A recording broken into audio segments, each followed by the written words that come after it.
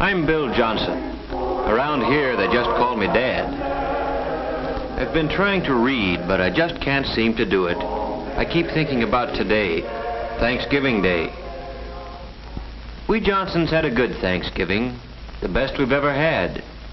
And I can't help thinking that what made it better was a real feeling of thankfulness.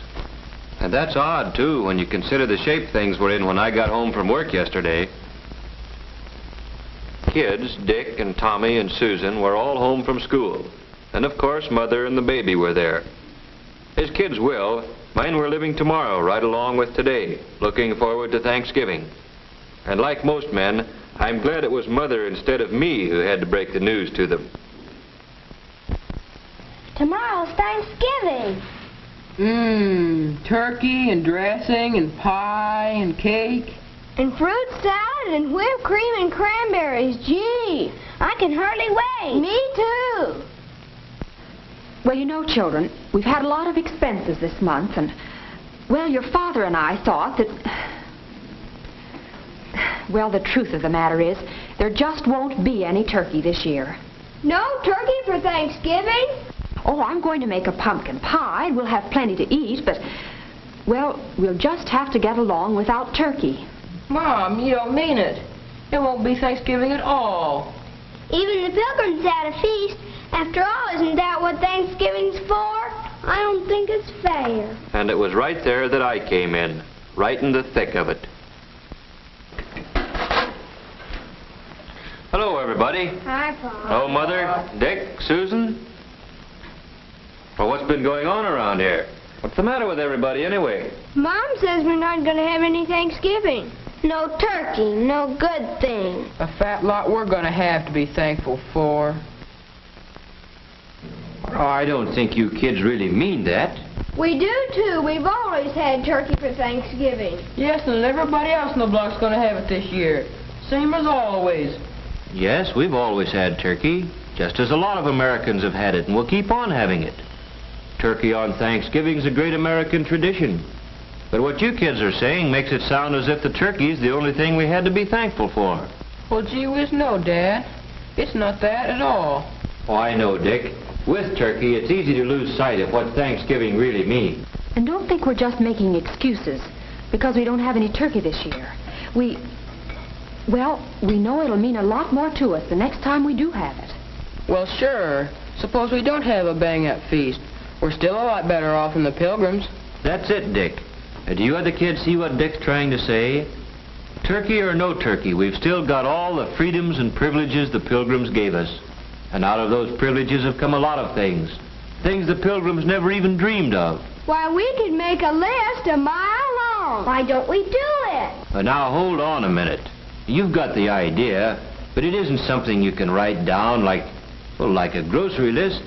You've got to feel it down deep before you can really be thankful for anything. I tell you what let's do. Let's take a little more time to think this over. When you get right down to it, there are some pretty tough decisions in making up your mind what means the most to you. Your life? Sure, that's one thing you can't get along without. But do you know that there are some places in the world today where you have to get along without just about everything else? Golly, Daddy. I guess I kind of got carried away. But I'll bet you one thing. If we really think over what we have to be thankful for, when we sit down to whatever Mother fixes to eat tomorrow, we'll be one family in America that will really have a Thanksgiving dinner. Well, that's how it got started. The Johnsons didn't have any turkey. And the kids, no, I mean everybody, likes to make something special out of a special day. So we fell back on something as old as the Pilgrims, toting up the common, ordinary blessings that we had to be thankful for. That night, I'd see Dick there building his model airplane, and Susan just playing. Only they weren't just playing.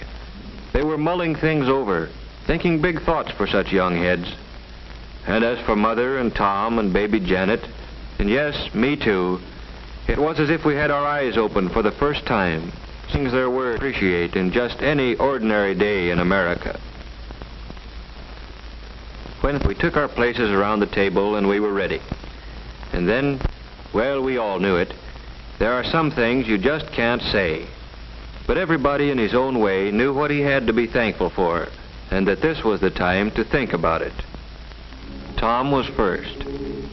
I am thankful for getting plenty to eat all the time, with extras that count, like cookies and milk after school. Like Mom says, I'm hungry all the time anyway, and if I didn't live in a country where there was plenty to go around, golly.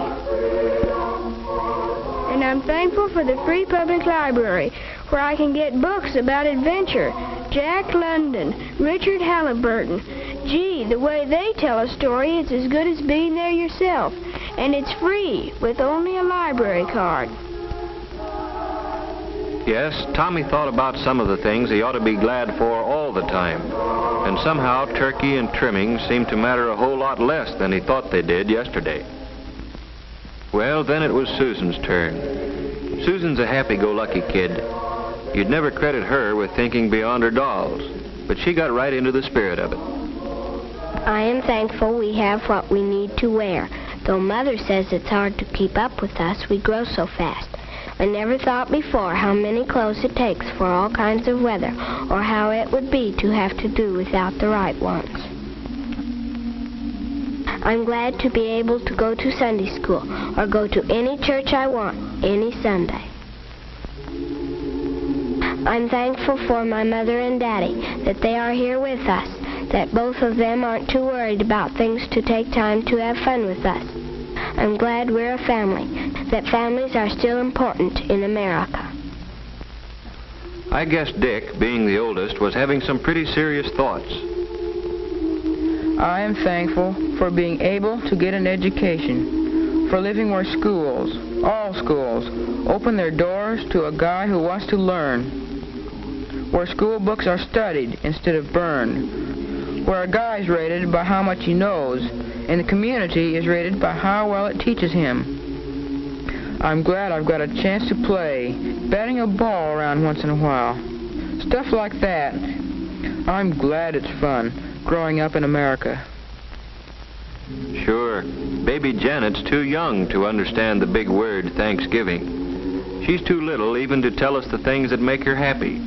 But we can tell, and maybe she's thinking about them now. Maybe she's thinking about the fun of splashing around in the tub, and about how good it feels to be clean. About playtime with Mother, and the security she feels in Mother's arms. And as for Mother, seems she's always working, cooking, ironing, tending children, daylight to dark. What does she have to be thankful for? I am thankful that my children had the privilege of being born safely and of growing up healthy and strong. I'm thankful that I have the privilege of guiding them as they become useful men and women. And I'm thankful for all the things our American system makes possible for the Smiths and the Browns and the Johnsons. For washing machines, hot water out of a tap, and a telephone to call the doctor when one of the family is sick. A car to get Dad to work. Yes, I'm thankful for all the things free people working together can produce. I'm thankful that when my neighbor drops in to borrow a cup of flour, we've got the right to talk about anything we want to. The parent-teacher project, the new mayor, or Jane Jones' hat. And last of all, I'm truly thankful for the peace of mind that Dad's job brings, for knowing that even though there are lots of luxuries we can't afford, there still will always be enough to go around for the things we have to have. I'm glad Dad doesn't work slave hours, that there are evenings and Sundays and vacations when we can all be together. That's Mother for you, grateful for what America means to her family. And now for me. I've got so many things to be thankful for. I'm thankful for this house. It may need a coat of paint, it has a mortgage, but it's ours, a place where we can be together in privacy. And I'm thankful for the thing that makes this house our home, the happiness here, Not just today or on Christmas morning, but on a day-to-day basis all through the year. For knowing that a knock on our door means nothing to fear. A friend calling, or maybe a bill collector, or a kid selling magazines. You never know what to expect. But you can count on one thing. It's not going to be some political gangster coming to drag one of us off to jail because we believe in freedom. And I'm glad that that freedom we've got lets me choose the kind of work I like and can do best. Taking a sluggish motor and making it hum again. Makes me feel that somebody got to his work, or wherever he had to go, just because of me. And feeling like that gives me a lot of satisfaction. And I'm thankful for my newspaper. Just a few cents worth of printer's ink and paper, but more valuable than any amount of money. Because in it, the editor's got the privilege of printing what he thinks. And I've got the privilege of agreeing with him or not, however the facts strike me. And both of us, the editor and I, have the right to act on our opinions on Election Day, to vote for the principles we believe in. And finally, I'm thankful for being able to believe, in spite of everything, that somehow, someway, the unity we've got here in the Johnson family will someday spread to men and nations throughout the world. For all these things, we are truly and humbly thankful. Amen.